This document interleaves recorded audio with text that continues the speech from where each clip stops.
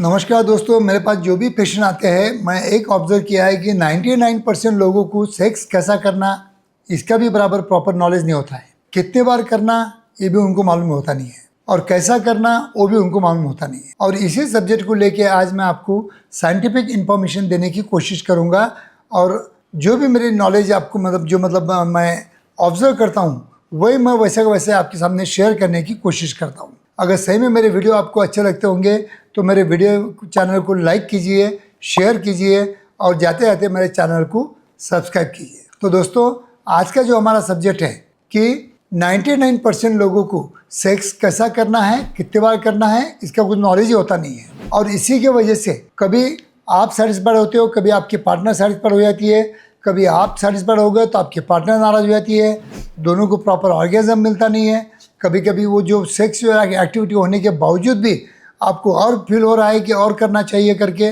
क्योंकि आप जो पहली सेक्सुअल एक्टिविटी करे हो उसमें आप सेटिस्फाइड इसलिए नहीं हो क्योंकि आपके दोनों ने भी थोड़ा सा जो सेक्स करने का जो तरीका है वो कभी आप चेंज करते नहीं, कभी उसमें बदलाव लाते नहीं।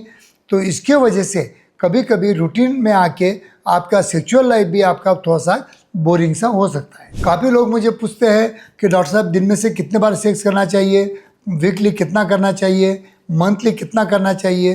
तो ये निर्भर होता है आपके एज के ऊपर, आपके फिजिक्स के ऊपर और आपके दोनों के मूड के ऊपर। जितना अच्छा आप दोनों का मूड बनाओगे, जितना उनको सेक्सुअल एक्टिविटी में दरमियान सुबह से शाम तक थोड़ा सेक्सुअल टॉक करोगे, बातें करोगे, कुछ उनको वीडियोस दिखाओगे, उतना उनका भी मूड बनेगा और सेक्सुअल एक्टिविटी हमें बढ़ाने के लिए ये छोटी मोटी बातें हेल्प कर सकती है। लेकिन कोई कोई मंथली एक बार सेक्स करता है, कोई फोर्टनाइटली करता है, कोई वीकली करता है, कोई दिन में से 2 बार भी करता है। तो ऐसा क्यों? क्योंकि कोई कोई लोग हाइपर एक्टिव रहते हैं, कोई कोई लोग हाइपर एक्टिव रहते हैं। जो हाइपर एक्टिव रहते हैं उनको सेक्स का बहुत बड़ा शौकीन रहते हैं और वो ज़्यादा सेक्सुअल एक्टिविटी करने की कोशिश करते हैं। लेकिन कभी कभी आपके पार्टनर का मूड नहीं बनता है, इसलिए धीरे धीरे हमारा सेक्सुअल एक्टिविटी थोड़ा सा कम हो जाता है और उसकी वजह से मंथली तक अपना चल जाता है। और कभी कभी मेरे पास तो पेशेंट ऐसे भी आते हैं कि 2-4 महीने में एक बार हम कर लेते हैं। तो ऐसे टाइम आपको डेफिनेटली प्री मैच्योर इजैकुलेशन होने के चांसेस बहुत ज़्यादा है, क्योंकि जितना अपने हार्मोन्स को दबा के रखोगे उतने ही सेक्सुअल एक्टिविटी दरमियान जो वो उछल जाएंगे। तो इसके वजह से आपको प्रीमैच्योर इजैकुलेशन होने के चांसेस बहुत ज़्यादा हो जाते हैं। अगर प्रीमैच्योर इजैकुलेशन का जो मेन ट्रीटमेंट मेरे क्लिनिक में मैं एज ए काउंसलर में कहता हूँ, तो मैं हमेशा कहता हूँ कि आप सेक्सुअल एक्टिविटी कितने बार करते हो। वो सामने वाले बोलते हैं कि मैं हफ्ते में 2 बार करता हूँ, तो मैं बोलता हूँ कि हफ्ते में 4 बार कर दीजिए ताकि आपका प्रीमैच्योर इजैकुलेशन बिल्कुल 100% घर बैठे हो सकता है। क्योंकि अगर आप 15 दिन में, महीना भर में अगर आप एक आध बार कर रहे होगे तो कहीं ना कहीं आपका इजैकुलेशन फास्ट होने के लिए अपना बॉडी कोशिश करता ही है और वहाँ से हमें रिवर्स भी हो नहीं सकते। रही बात सेक्सुअल एक्टिविटी कैसी करना है, तो आप अगर 99% जो मेरे पास पेशेंट आते हैं वो फोर प्ले नहीं करते हैं, कुछ नहीं करते हैं, इरेक्शन आ गया, इंसर्शन कर दिया, इजैकुलेशन कर दिया, बाजू में जाके लेट के सो गए, ऐसे 99% करते हैं, तो ये आपका तरीका बहुत ज़्यादा गलत है। क्योंकि इसमें आपने कभी भी आपके पार्टनर के बारे में सोचा ही नहीं है। लेकिन मैं कहता हूं कि each and every sexual activity के दरमियान आपके जगह पे आपको अपने पार्टनर के बारे में सोचना होता है कि उनका सेटिस्फैक्शन होना बहुत जरूरी होता है। तो इसके लिए आपको क्या करना है, फोर प्ले करना है।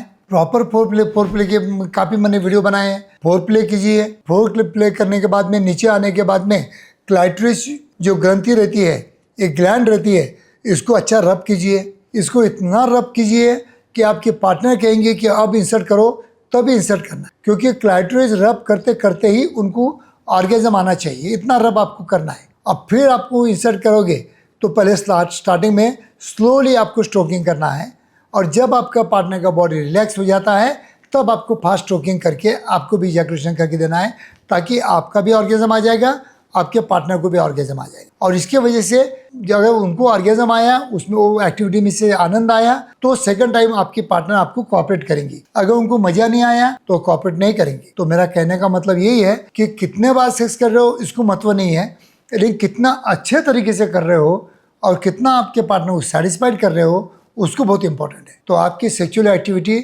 नॉर्मल रहना चाहिए, प्रॉपर लगातार रहना चाहिए, आपके एज के हिसाब से रहना चाहिए और आपके पार्टनर के सुझाव से रहना चाहिए। आपके पार्टनर के भी जो कुछ थॉट है, वो थॉट को भी आपने सोच के अगर उसको सेटिस्फैक्शन करते होंगे तो कहीं ना कहीं आपका पार्टनर भी आपके साथ सेटिस्फाइड रहेगा और अच्छे तरह से सेक्सुअल लाइफ एंजॉय करेगा। तो दोस्तों, ये छोटी मोटी बातें हैं सेक्सुअल लाइफ में, जो भी हमारे प्रैक्टिस के दरमियान जो भी हमें एक्सपीरियंस मिलता है, जो आप लोग हमें स्टोरियाँ सुनाते हो, उस वही बेस पे हम आपके सामने ये आप नॉलेज रखते हैं। जो प्रॉपर पेशेंट को मैं काउंसलिंग करता हूँ, वैसे ही काउंसलिंग मैं आपको इस वीडियो द्वारा करता हूँ, ताकि आपको छोटी मोटी बातों के लिए ना ही कोई सेक्सोलॉजिस्ट के पास जाने की ज़रूरत पड़े और ना ही कोई ऑनलाइन दवाई की सहारा लेने की ज़रूरत पड़े, या कोई आपके दोस्त को पूछने की ज़रूरत पड़े, या कोई वाइग्रा जैसी टैबलेट लेने की आपको कभी ज़रूरत ही नहीं पड़े। यही मेरा मकसद रहा है। तो अगर मेरा वीडियो आपको अच्छा लगता होगा तो डेफिनेटली आपके पार्टनर, अपने दोस्तों को शेयर कीजिए, ताकि उनको भी मेरे नॉलेज का